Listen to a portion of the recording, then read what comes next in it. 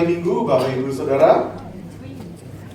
Selamat datang kembali di pada hari Minggu Every Nation Serpong, di mana kita percaya kita ada untuk menghormati Allah dan menjadikan murid. Saudara sekalian, balik lagi saya bertahu juga bahwa kita balik ke musim sakit. Tapi aku berdoa kita semua tetap menjaga kesehatan. Teman-teman mahasiswa mungkin sakitnya juga karena udah tahu nih sebentar lagi udah masuk kelas lagi gitu ya, stres gitu. Tapi apapun itu saudara, kita berdoa Tuhan terus melindungi kita. Mari kita berdoa untuk mungkin ada dari beberapa dari kita sakit atau mungkin kita mengenal ada keluarga atau teman yang sakit. Mari kita berdoa untuk mereka. Bapak, kami mengucap syukur Tuhan untuk hari ini Tuhan, Engkau yang mengumpulkan kami Tuhan pada hari ini. Kami berdoa Tuhan, Engkau yang menyembuhkan Tuhan. Setiap dari kami berdoa Tuhan, Engkau yang menjaga kami Tuhan. Dari segala sakit penyakit, dari segala para bahaya Tuhan, Engkau yang melindungi kami Tuhan. And we just pray Lord for your healing power upon us, di dalam nama Tuhan Yesus. Amin. Baik saudara, kita melanjutkan seri khotbah yang berjudul What Shapes Us. Apa yang membentuk kita sebagai gereja Every Nation. Nah, setiap organisasi ada yang namanya misi visi, ada mission and vision statement dalam setiap organisasi, perusahaan apapun. Dan kalau kita lihat di website perusahaan atau organisasi di manapun itu, kita bisa membaca apa mission statement mereka dan apa yang menjadi values-nya mereka, apa yang menjadi nilai-nilainya mereka.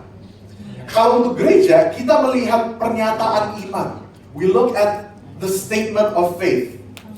Agar kita bisa menentukan apakah gereja tersebut memiliki doktrin yang benar atau yang sesat. Nah, mungkin statement tersebut ini, saudara, bukan hanya berlaku khusus untuk Every Nation, tetapi yang tertara ini adalah values atau nilai-nilai yang terpenting bagi kita sebagai gereja. Jadi hari ini kita akan melihat pernyataan iman, statement of faith, dengan artikel keselamatan, salvation. Kita baca sama-sama, saudara.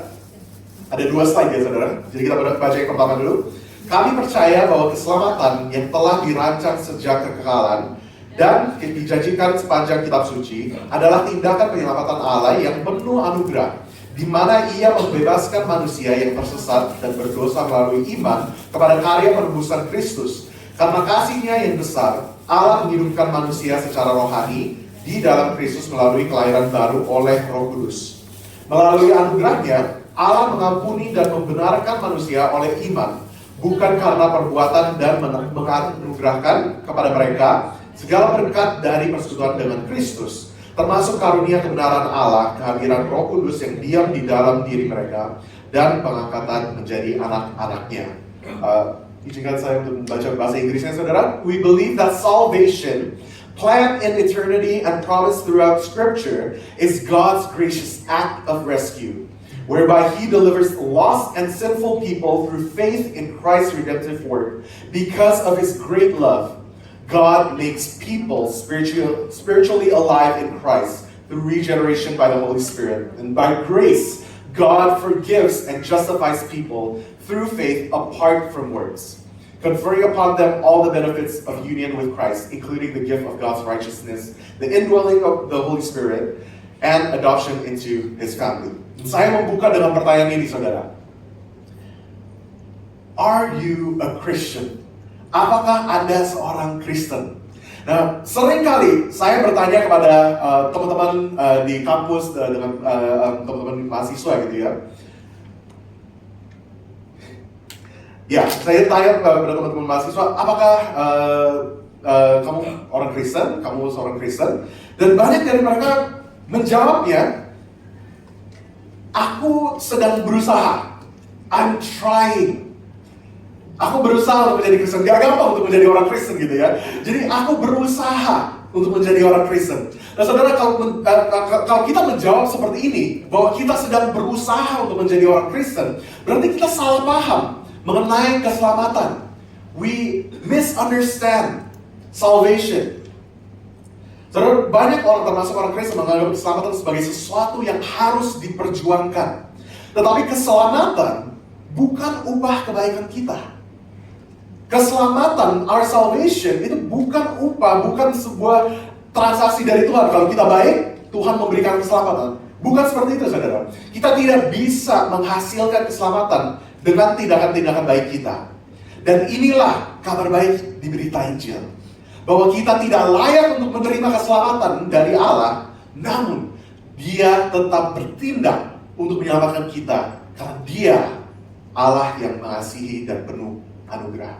Kita akan membaca, saudara, dari Efesus 1. Ini lumayan panjang, saudara, dari ayat 3 sampai 14. Kita akan membaca sama-sama. Kita akan melakukan ini, saudara. Saya akan membaca 2 ayat pertama, dan setelah itu saudara akan membaca 2 ayat berikutnya, dan kita akan tektokan seperti itu ya. Jadi kita mulai dari yang pertama. Terpujilah Allah dan Bapa Tuhan kita Yesus Kristus, yang dalam Kristus telah mengaruniakan kepada kita segala berkat rohani di dalam surga. Sebab di dalam Dia Allah telah memilih kita sebelum dunia dijadikan supaya kita kudus dan tak bercacat di hadapannya. Dalam kasih Ia telah menentukan kita dari semula oleh Yesus Kristus untuk menjadi anak-anaknya sesuai dengan kerelaan kehendak-Nya, supaya terpujilah kasih karunia-Nya yang mulia yang dikaruniakannya kepada kita di dalam Dia yang dikasihinya. Sebab di dalam Dia dan oleh darahnya kita beroleh penebusan, yaitu pengampunan dosa, menurut kekayaan kasih karunia-Nya yang dilimpahkannya kepada kita dalam segala hikmat dan pengertian. Sebab Ia telah menyatakan rahasia kehendak-Nya kepada kita sesuai dengan rencana kerelaan-Nya, yaitu rencana kerelaan yang dari semula telah ditetapkannya di dalam Kristus sebagai persiapan kegenapan waktu untuk mempersatukan di dalam Kristus sebagai kepala segala sesuatu, baik yang di surga maupun yang di bumi. Aku katakan di dalam Kristus, karena di dalam Dialah kami mendapat bagian yang dijanjikan. Kami yang dari semula ditentukan untuk menerima bagian itu sesuai dengan maksud Allah, yang di dalam segala sesuatu bekerja menurut keputusan kehendak-Nya, supaya kami yang sebelumnya telah menaruh harapan pada Kristus boleh menjadi puji-pujian bagi kemuliaan-Nya. Kita baca sama-sama yang terakhir, saudara. Di dalam Dia kamu juga, karena kamu telah mendengar firman kebenaran, yaitu Injil keselamatanmu. Di dalam Dia kamu juga, ketika kamu percaya, dimeteraikan dengan Roh Kudus yang dijanjikannya itu. Dan Roh Kudus itu adalah jaminan bagian kita sampai kita memperoleh seluruhnya, yaitu penebusan yang menjadikan kita milik Allah untuk memuji kemuliaan-Nya. Demikianlah firman Tuhan. Saudara, background konteks dari perikop yang kita barusan baca. Rasul Paulus menulis surat ini kepada gereja di Efesus. Bukan untuk mengatasi, bukan untuk address a specific issue, bukan untuk mengatasi sebuah masalah. Malah ini sebenarnya sebagai highlight doktrin yang Paulus percayai. Doktrin tentang keselamatan. Nah, perikop yang kita barusan baca, saudara, di dalam bahasa aslinya, di dalam bahasa Yunania, ini semua dalam satu kalimat. Dan seperti kita bacanya, kalimatnya panjang banget gitu ya. Tapi dalam bahasa aslinya itu hanya satu kalimat. Dan ini bukan sebuah pengajaran dari Paulus. Ini bukan sebuah dialog dari Paulus. Bukan lecture gitu ya. Melainkan ini adalah pujian. Ini adalah yang namanya doksologi dari Paulus. Seolah-olah Paulus tuh meluap dengan pujian syukur kepada Tuhan.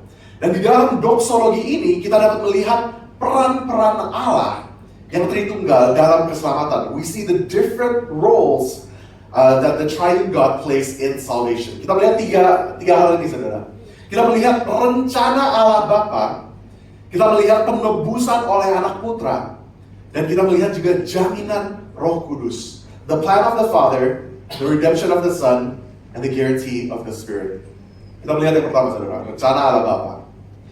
Di ayat 3 dikatakan, terpujilah Allah dan Bapa Tuhan kita, Yesus Kristus, yang di dalam Kristus telah mengaruniakan kepada kita segala berkat rohani di dalam surga. Every spiritual blessing. Bukan hanya berkat jasmani, bukan hanya berkat yang di dalam dunia ini, but every spiritual blessing, segala berkat rohani. Banyak orang yang salah pemikiran tentang Tuhan, bahwa perannya Tuhan adalah untuk menyediakan untuk kita, hanya untuk menjadi penyedia kita, just to be our provider. Dan kalau kita lihat di Alkitab, saudara, sepanjang masa ada yang mempunyai harta kekayaan yang berkelimpahan, Ada juga yang ada juga yang kekurangan. Tetapi ini bukan menentukan kebaikan Allah kepada mereka. Dan yang sudah pasti itu tidak menentukan apakah mereka adalah pengikut Tuhan atau bukan.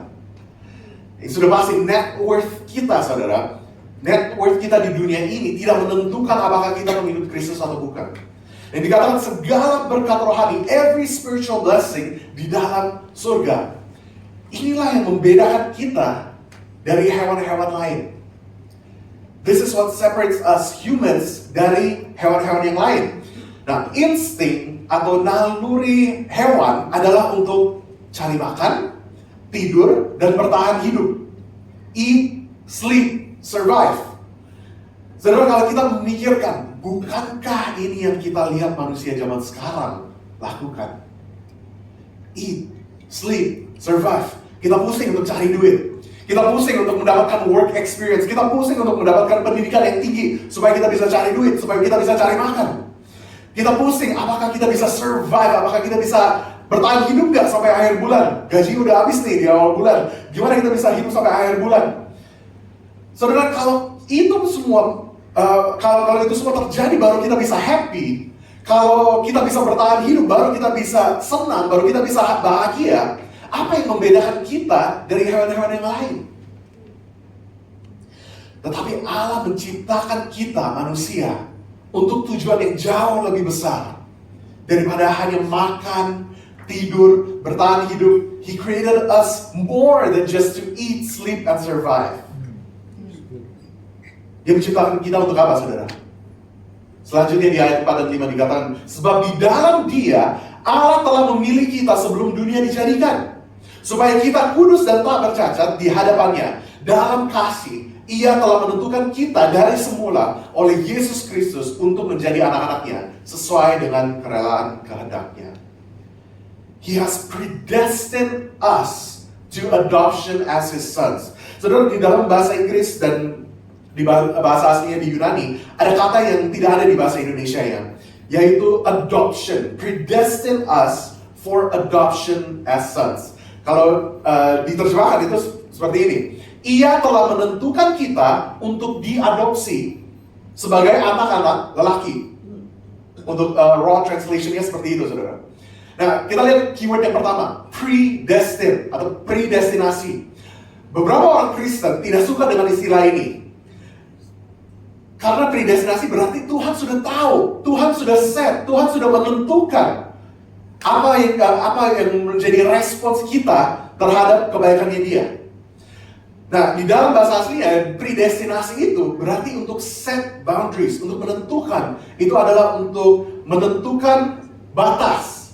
Dan Allah Bapa menentukan keselamatan kita. Bukan karena kita baik, bukan karena kita setia, bukan karena kita hebat, tetapi keselamatan hanya ada di dalam Tuhan. Hanya di dalam Dia. Mungkin saudara bisa bertanya, loh jadi kita bisa melakukan apa aja dong? Kalau Tuhan sudah menentukan kita, Tuhan sudah menentukan keselamatan kita, berarti kita bisa melakukan apa aja. Saudara, ini yang namanya agama universalism, saudara. Bahwa semua itu bebas dan akhirnya semua akan diselamatkan oleh Tuhan. Dan sudah tentu itu bukan yang benar. Kenyataannya, Tuhan memberi keselamatan bagi kita semua. Tuhan memberi itu sebagai karunia, sebagai free gift. Tetapi tidak semua menerima keselamatan yang dari Tuhan itu. It's a free gift, tetapi tidak semua ingin menerimanya. Kalau Tuhan mau tahu, mungkin kita bisa bertanya ini juga. Kalau Tuhan mau tahu, berarti Dia mengetahui apakah kita akan menerimanya atau menolaknya. Betul tidak? Yes. Tapi just because Dia adalah Allah yang Maha Tahu, just because Tuhan mengetahui apa yang kita akan meresponi Dia, bukan berarti kita tidak mempunyai pilihan. Kita bisa berada di sini, kita bisa berada di gereja di hari Minggu, karena itulah pilihan kita. Kita bisa bekerja di dalam tempat kerja masing-masing, karena itu adalah pilihan kita. Kita bisa berada di kota ini, karena itu adalah pilihan kita. Free will atau kehendak bebas ini, itu masih ada di dalam setiap manusia. Urusan predestinasi, urusan yang menentukan segalanya, itu urusannya Tuhan. Kita tidak perlu ikut campur. Tapi urusan kita mengikuti Dia dan taat kepada Tuhan, itulah keputusan kita masing-masing. Jadi ini sedikit disclaimer aja, kalau bicara tentang predestinasi itu bisa panjang dan lebar dan bisa tidak habis, saudara. Jadi silakan melanjutkan di live group masing-masing. Dan kalau saudara ada pertanyaan yang lebih dalam, bisa silakan bertanya kepada Mas Ragus. Kita lanjut dulu, saudara. Predestined for adoption as sons. Adopsi sebagai anak-anak lelaki. Saudara, di dalam hukum Romawi, adopsi adalah tindakan yang legal di mana seorang anak atau bahkan orang dewasa secara resmi ditetapkan sebagai ahli waris penuh dari ayah barunya. Anak angkat tersebut memperoleh semua hak, hukum, warisan, dan status anak kandung. Anak lelaki adalah the one that inherits. Anak yang lelaki ini yang mewariskan the father's possessions, semua harta milik dari bapaknya. Dan di zaman sekarang juga masih ada yang tradisional seperti ini kan, saudara. Anak lelaki yang menanggung, yang ditanggungjawabkan untuk mengelolakan semua isu-isu keluarga.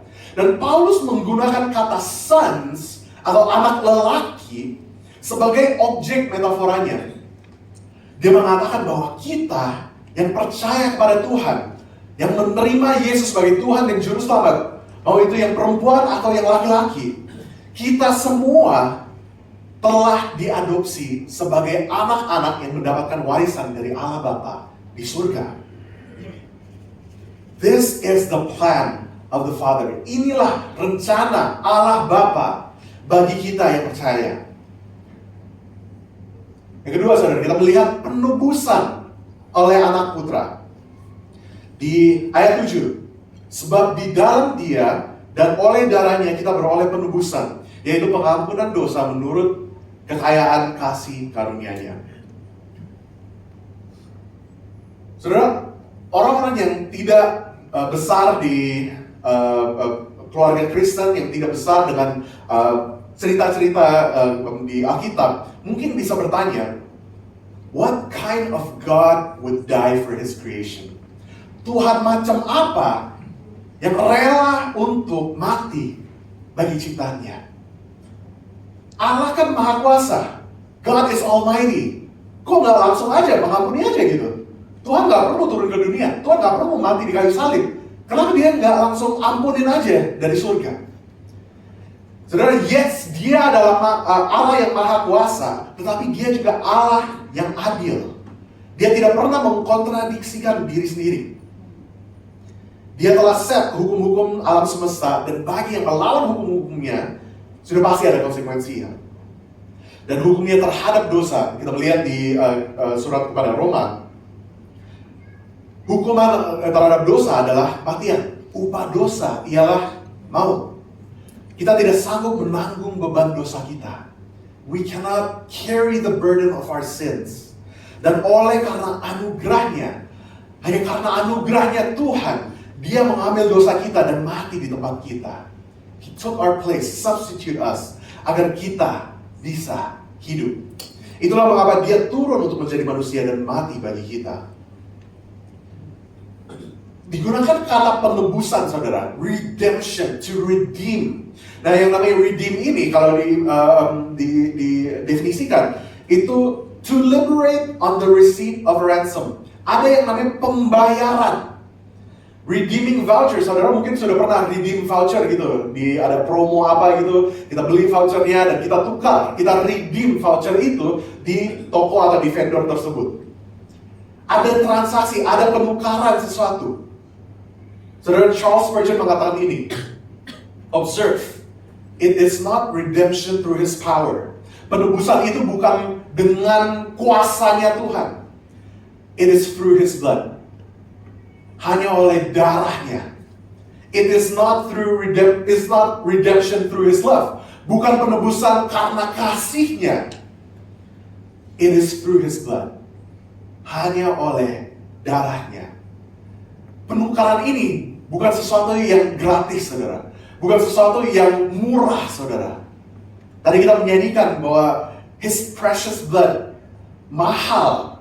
Darahnya yang mahal itu, such a precious blood for us, spilled for us. Kita telah dibeli oleh darah Yesus Kristus. Saudara, kalau kita bisa pikirkan, kalau kita bisa memikir kalau Tuhan sudah menyelamatkan kita, berarti kita bisa melakukan apa aja. Seberapa kurang ajarnya kita, saudara. Kalau kita sudah menerima kebaikannya, tetapi terus berdosa dan menyangkal Dia. Tinggal mengatakan, itu seperti kalau kita sudah mengetahui kita sudah diselamatkan, tetapi kita tetap memilih untuk hidup di dalam dosa, itu sama seperti kita melemparkan balik, we're throwing His blood at His face. Gambarannya seperti kita dikurung, saudara. Kita dikurung dalam penjara. Kita stuck di dalam pola kehidupan dosa kita. Dan Yesus telah menebus kita dan memberi kebebasan untuk kita keluar dari penjara tersebut. Common sense yang seharusnya terjadi adalah kita menerima kebebasan itu dan kita keluar. Kita mengikuti Yesus dan kita keluar dari penjara tersebut. Tapi kenyataan dunia, saudara, menarasikan sebagaimana banyak orang memilih untuk menetap dalam penjara dibanding mengikuti Tuhan. Banyak yang komplain tentang kegelapan dunia, namun saat terang telah datang, tidak ada yang ingin menerimanya. It is redemption through His blood. Oleh karena darah Kristus. Kristus telah menebus kita dari cengkraman dosa dan maut. Jadi bagaimana seharusnya kita meresponi hal ini? Christ has redeemed us from sin and death's grasp. But how do we respond? Yohanes 3 ayat 16 dikatakan, seberapa besarnya kasih Allah itu. God so loved the world, sehingga Dia mengutus anaknya yang tunggal. Dan barang siapa yang percaya kepadanya akan memperoleh hidup yang kekal. Whoever believes in Him, keywordnya itu percaya kepadanya, to believe in Him. Tidak cukup untuk percaya adanya Tuhan.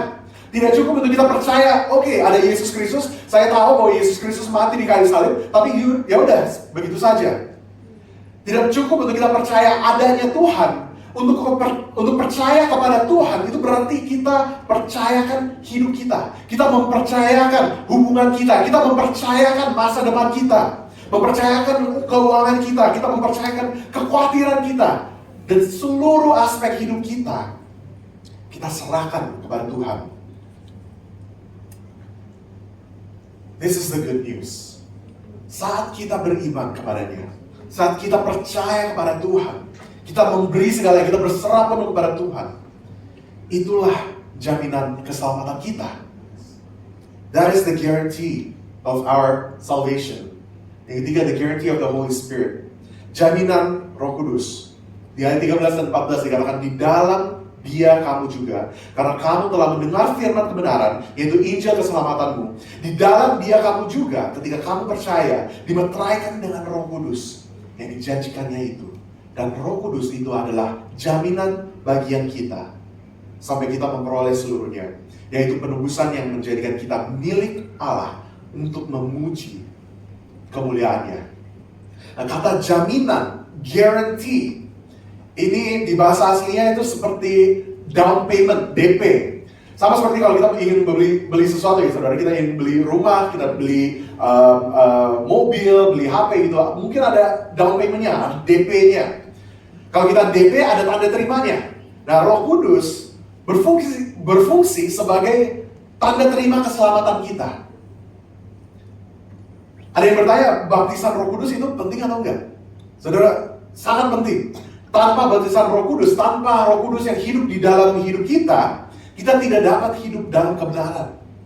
Kita tidak dapat memilih apa yang menjadi selaras dengan kehendak Tuhan. Keinginan duniawi kita wajib diubahkan, dan hanya Allah yang dapat mengubahkannya melalui Roh Kudus. Ketika kamu percaya dimeteraikan dengan Roh Kudus, when we believe, it is the guarantee of our inheritance. It's jaminan bagian kita.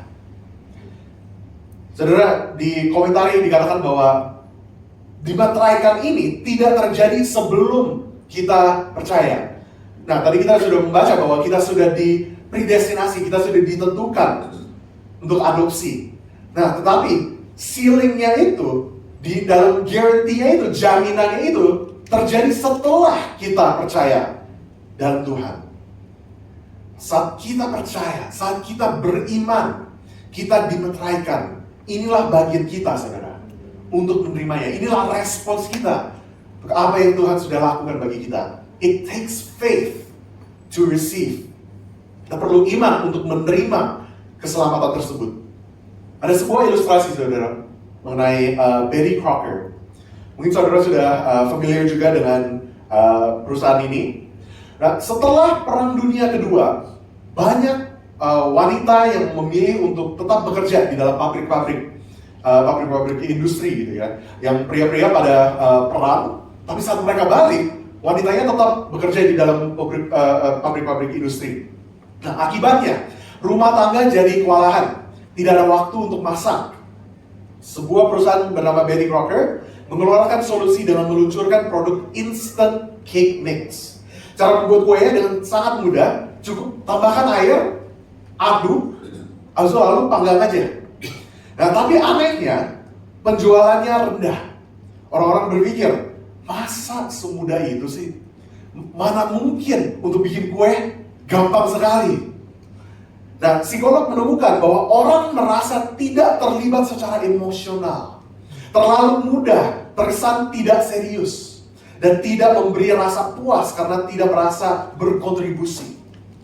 Akhirnya perusahaan Betty Crocker ini mengubah resepnya.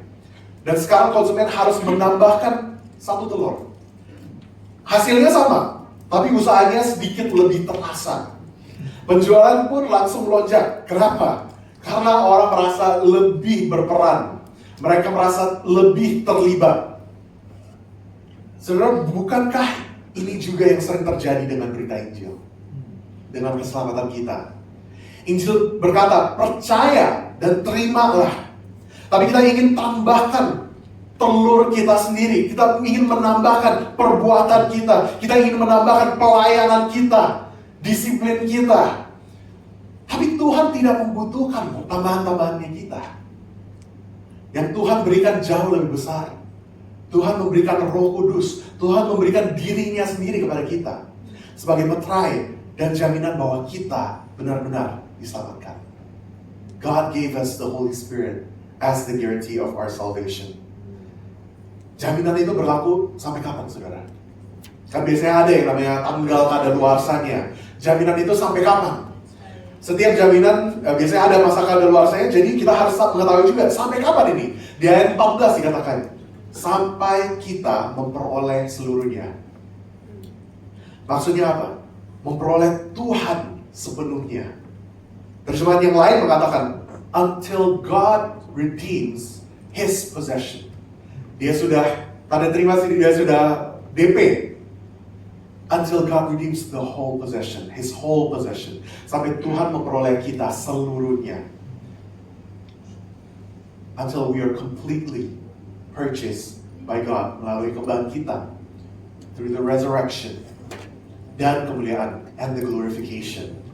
Di akhir hidup kita maupun di akhir zaman.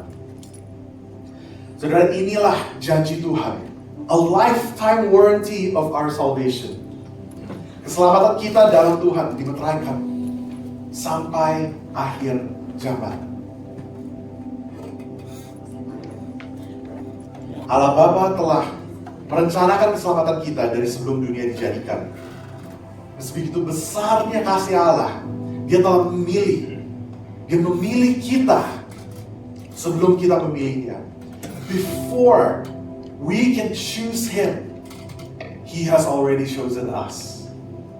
Dan bukan masa lalu kita, bukan masa kini, bukan masa depan kita yang menentukan kita, namun status dan identitas kita ini di dalam Allah. Bapa di surga menganggap kita sebagai anak-anaknya yang terkasih. Allah anak putra telah menebus kita dengan darahnya di kayu salib. Ada harganya, saudara.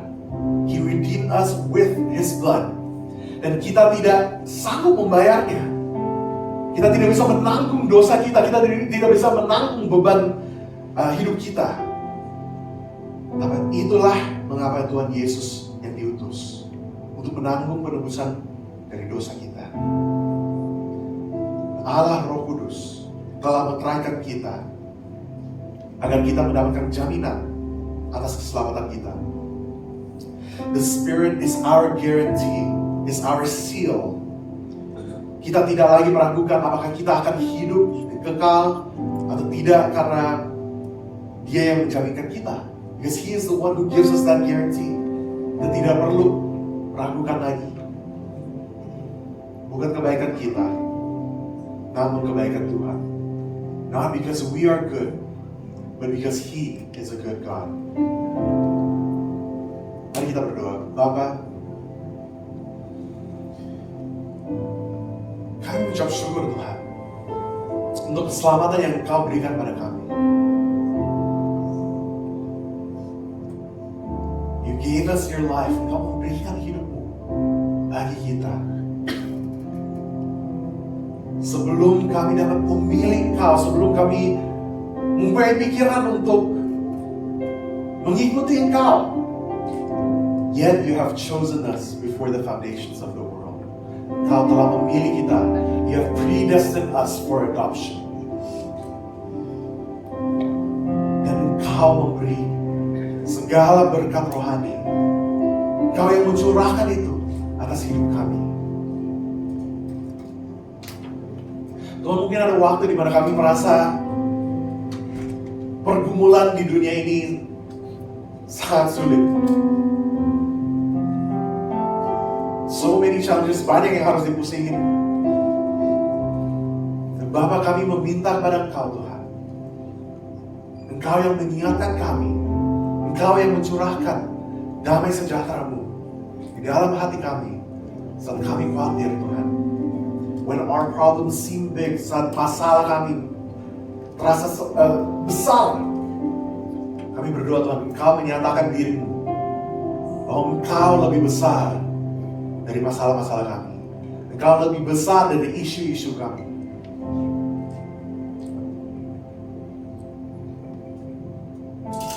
Terima kasih Tuhan, Engkau mencurahkan Roh Kudus-Mu atas kami,